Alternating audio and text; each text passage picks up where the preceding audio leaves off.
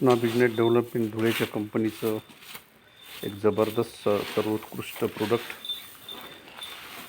कंपनीचे CMD अमरजीत चौरासिया साहेब यांच्या 2001 ते 2013 या 13 वर्षाच्या अथक परिश्रमानंतर 3 ऑक्टोबर 2014ला हे प्रोडक्ट मार्केटला त्यांनी आणलं आणि तेव्हापासून ते आजपर्यंत 10 ते 11 वर्ष संपूर्ण देशामध्ये 111 पिकावर हे प्रोडक्ट जबरदस्त रिझल्ट देत आहे।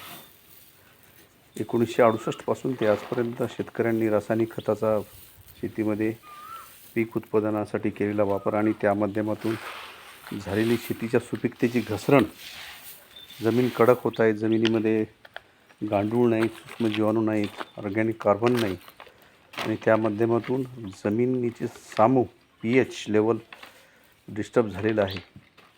तर त्याला पर्याय म्हणजे शेणखत आहे, परंतु आज रोजी आपल्याकडे शेतकऱ्याकडे जनावरं नाहीत। शेतकरी तांत्रिक शेती करतो आहे दिवसेंदिवस। बदलत्या काळानुसार शेतकऱ्यांनी बदललं पाहिजे, म्हणून तांत्रिक शेती हे करणं गरजेचं आहे। दिवसेंदिवस निर्माण होणारी लेबर समस्या आणि त्या माध्यमातून शेतीचे घटणारे उत्पादकता घटण्यासाठी अनेक घटक कारणीभूत आहेत। त्यापैकी म्हणजे शेतीमध्ये नसलेले ऑर्गॅनिक कार्बनचे प्रमाण।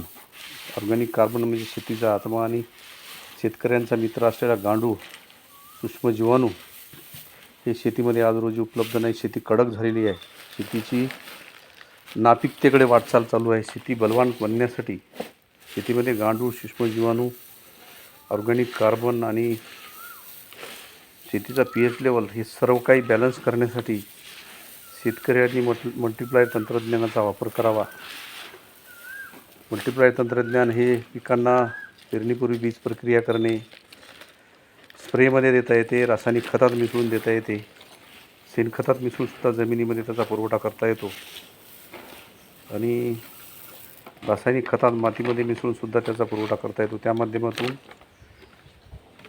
हे प्रोडक्ट जर शेतीमध्ये गेलं तर शेतीची सुपीकता वाढते, शेती भुसभुशीत होते, पांढऱ्या मुळाची भरपूर वाढ होते, फुलं फांद्या भरपूर वाढतात, पिकाची प्रतिकारशक्ती वाढते आणि पीक वेगवेगळ्या रोगांना बळी पडत नाही। म्हणून शेतकऱ्यांना नम्र विनंती की कृष्णा बिजनेस डेव्हलपमेंट धुळ्याच्या कंपनीच्या CMD अमरजीत चौरासिया यांच्या अथक परिश्रमातून निर्माण झालेलं हे प्रोडक्ट आपल्या शेतीमध्ये वापरावं आणि आपल्या शेतीचं उत्पादन